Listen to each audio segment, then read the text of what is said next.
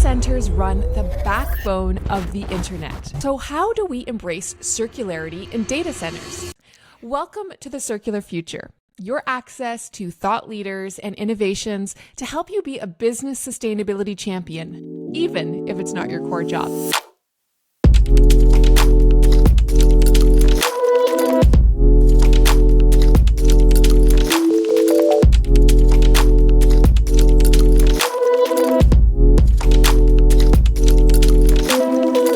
I'm your host, Stephanie McLarty, Head of Sustainability at Quantum Lifecycle Partners, your trusted partner in electronics circularity. In our last episode, number 47, we talked about the environmental impact of artificial intelligence, and we touched on the important role data centers play. Today, we're doing something a little bit differently, and we're diving into this specific area of data centers with a short and sweet episode. What does circularity for data centers look like? What do we need to know when the servers and networking equipment get to the end of their life? With me is my colleague here at Quantum Lifecycle Partners, Mark Petrie, who is our Manager of Business Development for what's called SSN, Servers, Storage, and Network, which is also known as data centers. Welcome to the podcast, Mark. Good morning. Thanks for having me, Stephanie.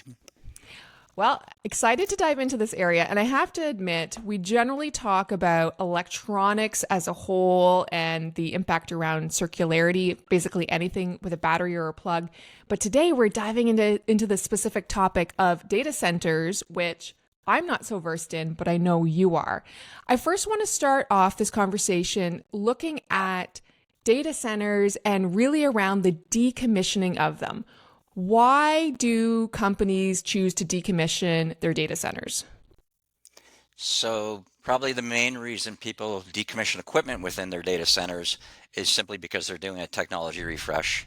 The existing platform has gotten a bit long in the tooth and it can't keep up with the application or the growth in the application, or it's becoming too hard to maintain. So they just decided to refresh the technology and replace it with newer, faster, better performing technology. One of the other reasons they do it is because they've decided, you know what, I really don't want to be managing all these applications and all the associated hardware, so I'm going to move certain applications into the cloud. So they just migrate all of that application into the cloud, and then they retire that equipment. And then probably the last reason for equipment is they've just the application itself has run its life cycle and is now being retired, so they're going to let it lapse into obscurity and just replace that or remove that equipment. Now, there are some cases where customers decide, you know what, our core business is retail or pharmaceutical or banking. We really don't want to be in the IT business, in which case they outsource everything in the data center to an outsourcing company, or perhaps they move everything into the cloud. At that point, they're not just getting rid of equipment in the data center. If they decide to repurpose the data center, they're going to get rid of all the equipment and then all the infrastructure that supports the IT infrastructure. So that's the raised floor itself, overhead cabling trays, power distribution, cooling, chillers, backup power. They may even have diesel power generators. So all of that stuff that would normally be associated with the data center is now removed. So those are the main reasons why people decide to get out of the data center business. Right, and that makes a lot of sense. And what you've touched on too is that there's a lot more gear there than just the actual servers and the storage equipment. It's everything that runs that data center. You mentioned about moving to the cloud and outsourcing. Let's dive into that a little bit deeper. Why are companies doing that? Why are they moving from the traditional data center model to cloud-based models? So at the beginning, you touched on AI, and that's one of the big drivers right now as people are moving to AI. But as you know, it requires a huge amount of power in addition to regular processors. And because it draws more power, it also creates more heat. So then you've got more power requirements just to run the processor, and then more power requirements for the cooling as well. So in some cases, it can be a little difficult for customers, especially if they're in an environment where they don't have access to more power, and they don't have access to more cooling. So rather than take on that challenge, they've just decided, you know what, I'm going to move to the cloud and let somebody else whose business it is to run a data center to handle that. And then the other thing in my mind that plays into this is cybersecurity. Everybody right now is paranoid about getting hacked and getting held for ransom. So there's actually companies out there that will provide that as a service, but a lot of people are simply moving to the cloud because now that becomes the responsibility of the cloud provider. Yes, you still have to put certain things in place on your end, but by and large, the majority of the background or the infrastructure to support your security is handled by somebody else. So you don't need to have experts in that technology. And it's just easier for most people. In fact, a lot of smaller and medium-sized companies are choosing not to even have data centers. They're just going right to the cloud. Wow. Yeah. Cybersecurity is definitely a hot topic for everyone. And that makes a lot of sense. Let someone who specializes in this, who has experts in this, take care of the whole area of data security or cybersecurity as well, I should say. I would imagine too, as you go to upgrade data centers, whether you're upgrading certain pieces of equipment or whether you're doing a complete refresh or a complete decommissioning, you have to think about the business continuity side to ensure that you don't lose any important access to documents, files, emails, even the internet, since we're all so dependent on it. What would you say are the things that a business needs to consider in terms of business continuity during a data center migration? So there's a number of things. One of the first things you have to do is application mapping. And to explain that, I mean, let's say you have a web server that your customers log into and they select something that they're going to purchase from you. And then they go ahead and process all that. That web server could then transfer that data to another intermediate server, which takes all that data and now makes it available to your ERP system, which processes the order, a CRM system, which is how you manage your relationship with the customer, and even potentially a financial system. So now you've got potentially 5 different servers that are involved in this process, as well as the networking infrastructure and the storage behind it. So whenever you're moving something, you want to make sure you move all the systems associated with an application at the same time so there's no disruption to the application. Then one of the other things you want to do is when it comes to scheduling, you want to rank your applications from most critical to least critical. And the reason you want to do that, and it assumes that you have the time to move things individually, you want to do the least critical things first. So if you've got a development environment or you've got a user acceptance testing environment or whatever it happens to be, you want to move that one first. And then what that allows you to do is to do a post-mortem. So if there's any hiccups on the way, you can identify those hiccups and make sure that you smooth them out the next time around. It also allows all the people from both the partner that you're working with as well as your own staff to be familiar with what their roles and responsibilities are so that the next time they do it, it's better. So by the time you come to the most critical applications, you've done it a few times. I'm not going to say it's routine because it's never routine, but at least you've got some experience with it so that there's less stress on you when you do that. The other thing I would suggest is that if you're contemplating a technology refresh, now is the perfect time to do it. You can stand up the net new environment at your new facility, get it up and running, replicate data from your existing site to the new site, run both systems in parallel, and then at such a time as you're comfortable, you can take the old system online and switch everything over to the new system. And I have customers that will run the new system for a week or two just to make sure there's no hiccups before they actually shut down the old equipment. And then again, you don't have to move the old equipment because you've set up everything new in the new environment. And then the last thing is, anytime you're doing something like this, you have to have a contingency or a fallback, which just means that you identify a person, could be the application owner or whoever it is, that if you've moved to the new facility and something's not going right, at some point in time, there's got to be, okay, you know what? It's either a go or no go. And somebody has to be selected to make that call and say, you know what, we're 4 hours in, we've only got an 8 hour or 10 hour window, it's not working, bring it all back, redo, bring the application back up at the old facility, and we'll try again next week or in 2 weeks. So those are the main, there's other things, but those are the main things to me that you need to consider when you're doing a migration from one data center to another. Well, it all makes logical sense, really, what you just described. Are you seeing that companies are making mistakes in this area? I would imagine if this is something that they're in charge of, that they would know this, but perhaps that's wrong. Perhaps we do see mistakes being made. Or what are the most common mistakes that you see? In my experience, and they don't, I guess, account for time. And by that, I think everybody's optimistic that they put a plan down on paper and everything's going to go according to plan. And I don't know how many times, I mean, we're talking to a customer right now that was supposed to start a migration as of January. It hasn't started yet.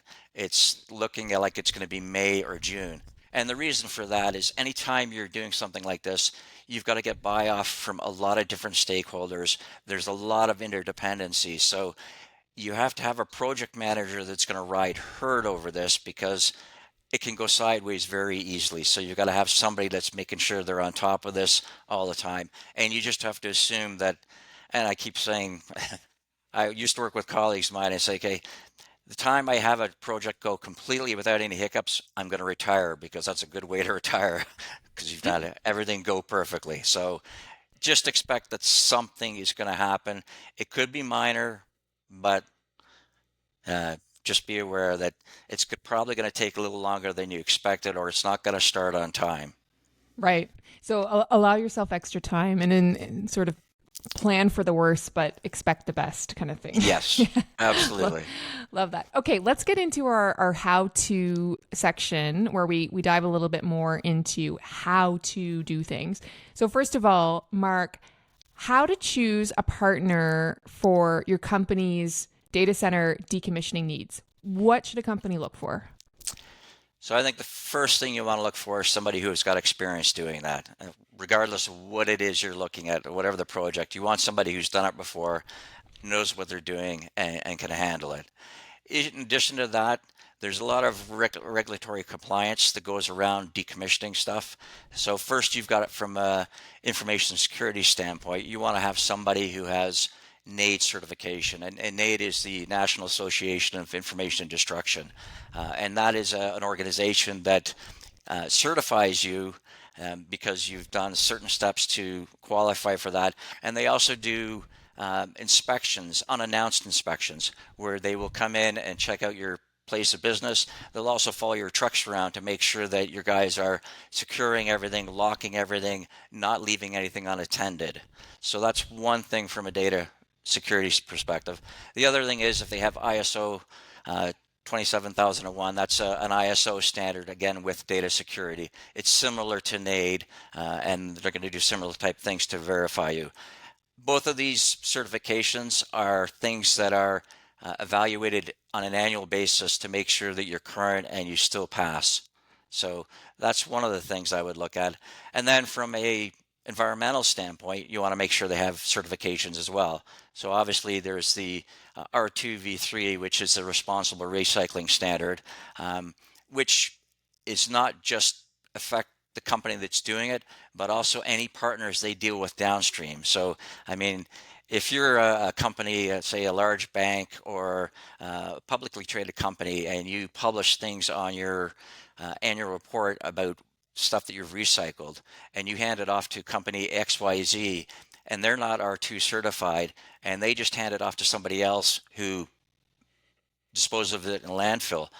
And if that ever came out, that doesn't look too good on you. So you want to make sure that whoever you're dealing with, not only do they handle the equipment and the goods properly, but when they pass it off downstream, that company is also R2 certified and will handle it responsibly.